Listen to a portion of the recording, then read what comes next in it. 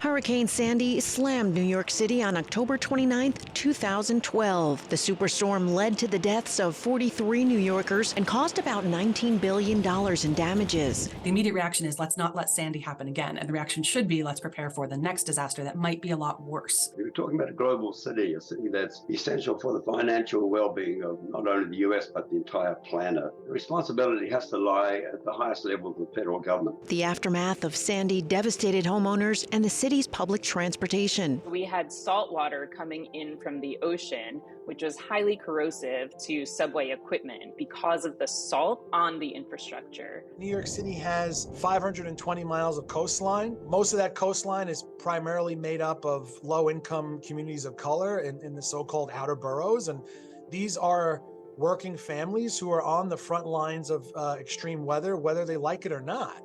According to a recent New York City Comptroller report, the city has only spent 73% of the $15 billion in federal Sandy recovery grants. Our bureaucracy is not designed for emergencies. It just isn't. We're treating climate adaptation as though the goal of climate adaptation is to prevent change.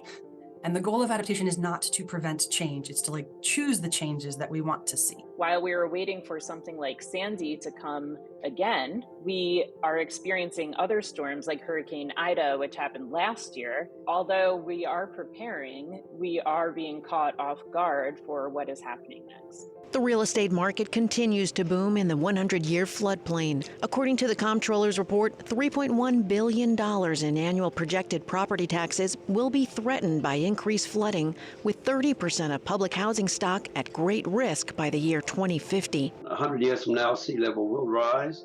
We don't know exactly. It could be anywhere between 2 feet and 6 feet. And the goal should be, how do we build thriving communities that are going to be sustainable and safe for the next century or beyond? I think New York City is getting ready for a storm that's even more powerful than Hurricane Sandy. If it happens in the long term, I think that we will be more ready with flood-resistant measures. But I am not sure that if it happened tomorrow, if we would be prepared.